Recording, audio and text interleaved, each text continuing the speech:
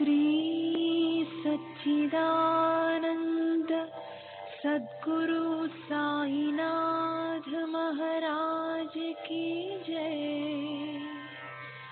सद्गुरु श्री साईनाथुनि शरद बाबूजी की जय।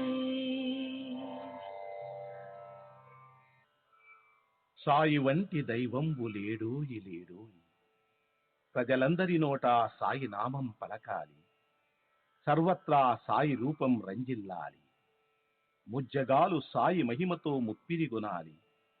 సాయి పదరవళులు మన హృదయ కుహరంలోని నిశ్శబ్ద నిశీధిలో ప్రతిధ్వనించాలి. ప్రణవనాద వీచికల్లా సాయి జ్ఞాన సౌరభాలు సర్వత్రా వ్యాపించాలి. ఆ సుజ్ఞాన సౌరభాల ఆస్వాదనలో మన మనసులు మత్తెక్కాలి. సాయి ప్రేమామృత ధారలు అంతటా నిరంతరం వర్షించాలి. ఆ ప్రేమామృత ధారలలో తడుస్తూ, ఆ జ్ఞాన సౌరభాల మత్తులో ఆనందంగా నర్తిస్తూ సాయి వంటి దైవంబు లేడోయి లేడోయి అని అందరూ ఏకకంఠంతో గానం చేయాలి. అదే నా ఆశ, ఆశయం, ఆకాంక్ష. అదొక మధుర స్వప్నం. ఆ స్వప్న సాఫల్యం కోసం శ్రీ సాయినాథుని అనన్య ప్రేమతో, ఆర్ద్రతతో ప్రార్థించటమే మనం చేయగలిగింది, చేయవలసింది. శ్రీ బాబూజీ.